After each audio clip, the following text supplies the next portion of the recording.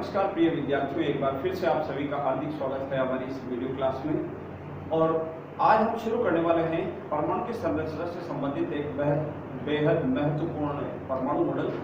और वो आप देख रहे होंगे सामने रदरफोर्ड का परमाणु मॉडल आज हम शुरू करने वाले हैं। लास्ट क्लास में आपको याद होगा हम जे थॉमसन का जो परमाणु मॉडल है उसके बारे में डिटेल से डिस्कस कर चुके हैं।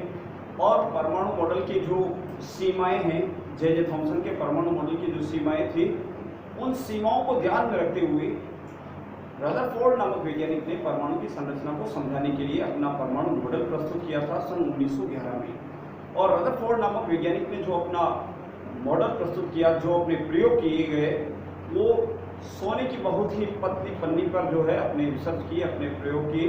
और उन प्रयोगों के आधार पर जो निष्कर्ष निकले उन्हें वैज्ञानिक तौर पर जो है परमाणु मॉडल के रूप में प्रस्तुत किया।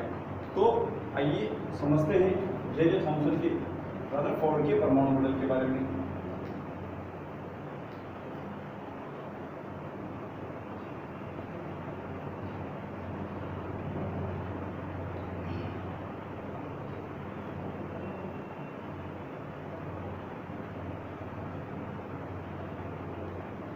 रदरफोर्ड ने अपना जो परमाणु मॉडल है प्रस्तुत करते समय सोने पर अपने प्रयोग किए और सोने की एक बहुत ही पतली पन्निका पर प्रयोग किए थे।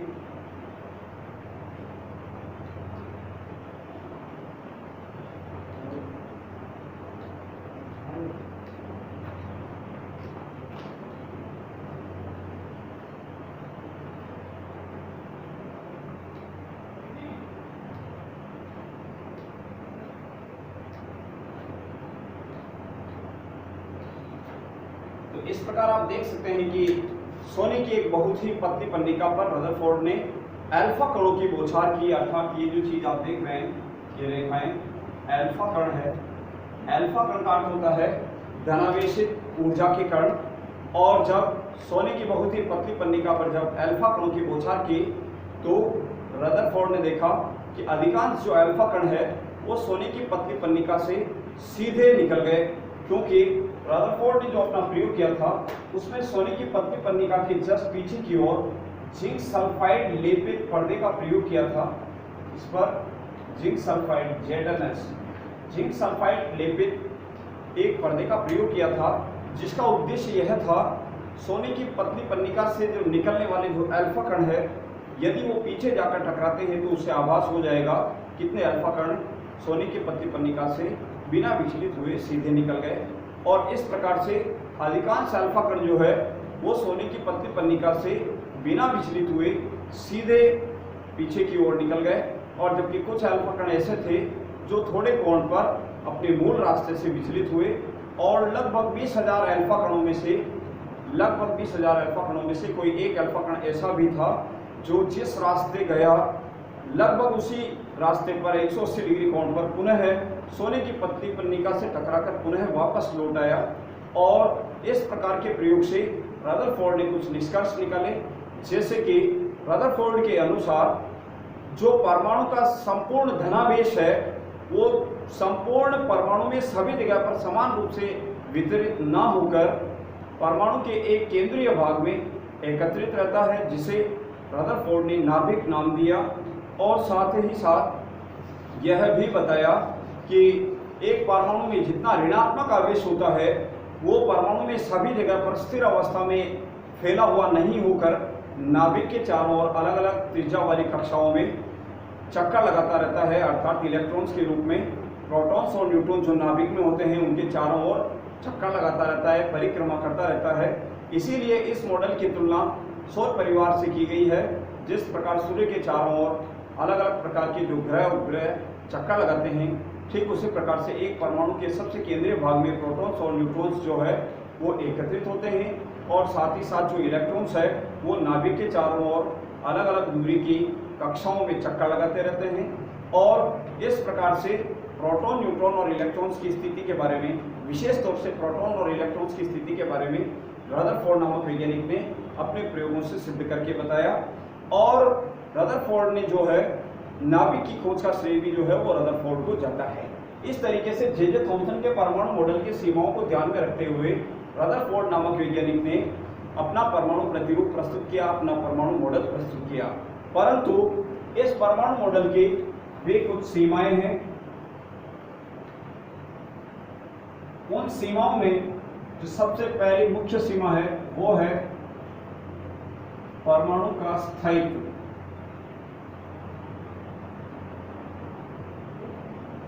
रदरफोर्ड के अनुसार नाभिक के चारों ओर विभिन्न त्रिज्या वाली कक्षाओं में चक्कर लगाते हुए इलेक्ट्रॉन लगातार चक्कर लगाते रहते हैं, परंतु मैक्सवेल के सिद्धांत के अनुसार देखा जाए तो जब भी कोई आवेशित कण गतिशील अवस्था में होता है तो ऐसी परिस्थिति में वह अपनी ऊर्जा में से कुछ भाग को विकिरण के रूप में क्षयित करता है, विकिरण के रूप में उत्सर्जित करता है। यदि इस बात को सत्य माना जाए तो नाभिक के चारों ओर चक्कर लगाते हुए आवेशित कण अर्थात इलेक्ट्रॉन्स भी जब गतिशील अवस्था में होते हैं तो उस गतिशील अवस्था में अपनी ऊर्जा के कुछ भाग को विकिरण के रूप में उत्सर्जित करते हैं, और यदि कोई आवेशित कण लगातार अपनी ऊर्जा का क्षय करता रहेगा, विकिरण के रूप में उत्सर्जित करता रहेगा, तो धीरे धीरे उसका जो पथ है वो वृत्ताकार ना होकर सर्पिलाकार होता जाएगा।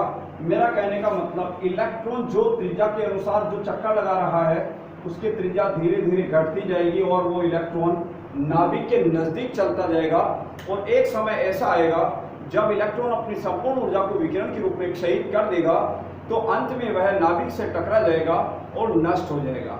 यदि इसी तथ्य को सत्य माना जाए तो एक एक करके सभी इलेक्ट्रॉन्स नाभिक के नजदीक पहुंचते हुए नाभिक से टकरा जाएंगे और सभी इलेक्ट्रॉन्स नष्ट हो जाएंगे, और इस प्रकार सभी इलेक्ट्रॉनों के नष्ट हो जाने के पश्चात एक परमाणु में सिर्फ और सिर्फ धनात्मक आवेश अर्थात प्रोटॉन ही शेष रह जाएंगे।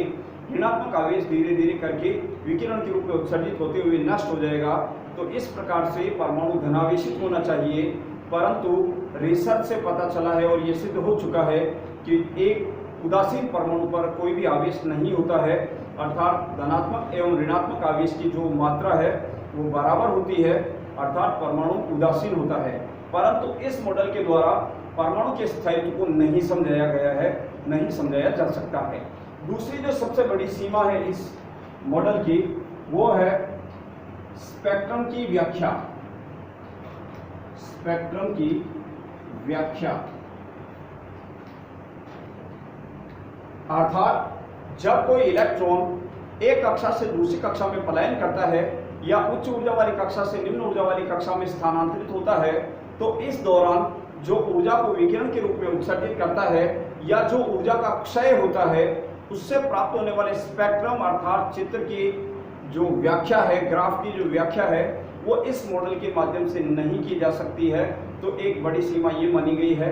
और साथ ही साथ अंत में तीसरी जो सीमा है वो है परमाणुओं के संयोजन से अणुओं के निर्माण की प्रक्रिया की व्याख्या। अर्थात रदरफोर्ड अपने मॉडल के माध्यम से यह समझाने में असमर्थ रहे कि अलग अलग तत्वों या एक ही तत्व के विभिन्न परमाणु आपस में रासायनिक संयोजन के माध्यम से अणु का निर्माण कैसे करते हैं, अर्थात रासायनिक अभिक्रियाओं के बारे में विस्तार पूर्वक जानकारी प्रस्तुत नहीं कर पाए। तो मोटे तौर पर रदरफोर्ड नामक वैज्ञानिक की जो सबसे बड़ी उपलब्धि मानी जाती है वो है परमाणु के केंद्रीय भाग को उन्होंने नाभिक नाम दिया, अर्थात नाभिक की खोज का श्रेय भी रदरफोर्ड को जाता है, क्योंकि इससे पहले वाले मॉडल में जे थॉमसन ने कहा कि परमाणु का जितना भी धनावेश होता है वो एक जगह केंद्रित नहीं बल्कि पूरे परमाणु में समान रूप से वितरित होता है। और साथ ही साथ रदरफोर्ड ने इस बात को सिद्ध किया कि धनात्मक आवेश अर्थात प्रोटॉन संपूर्ण परमाणु में वितरित ना होकर परमाणु के एक केंद्रीय भाग में, एक छोटे से भाग में केंद्रित होता है जिसे नाभिक कहा गया। साथ ही साथ जे थॉमसन ने बताया कि परमाणु में पाए जाने वाले इलेक्ट्रॉन नाभिक के चारों ओर चक्कर ना लगाते हुए एक जगह पर स्थिर होते हैं, परंतु रदरफोर्ड ने इसे प्रयोग के माध्यम से सिद्ध करके बताया कि परमाणु में जितना भी ऋणात्मक आवेश होता है अर्थात जितने भी इलेक्ट्रॉन्स होते हैं वो स्थिर ना होकर नाभिक के चारों ओर विभिन्न त्रिज्या वाली कक्षाओं में चक्कर लगाते रहते हैं, अर्थात गतिशील अवस्था में होते हैं। तीसरा जो सबसे बड़ी उपलब्धि मानी जा सकती है कि परमाणु में जितने प्रोटॉन्स होते हैं उतने ही इलेक्ट्रॉन्स होते हैं, अर्थात धनात्मक एवं ऋणात्मक आवेश बराबर मात्रा में होता है। इस बात पर भी जो है रदरफोर्ड ने विशेष जोर दिया। तो इस प्रकार से इस मॉडल की कुछ विशेषताएं रही है और उन विशेषताओं के साथ साथ इस मॉडल की सीमाओं को ध्यान में रखते हुए नील्स बोर नामक वैज्ञानिक ने परमाणु मॉडल में विस्तार करते हुए अपना परमाणु मॉडल प्रस्तुत किया, जिसे हम नेक्स्ट वीडियो के माध्यम से समझेंगे। तो उम्मीद करता हूँ आज का जो रदरफोर्ड का परमाणु मॉडल है वो आपको समझ में आया होगा और नेक्स्ट वीडियो में आपको नील्स बोर का परमाणु मॉडल समझाया जाएगा। तो आज के लिए बस इतना ही। धन्यवाद।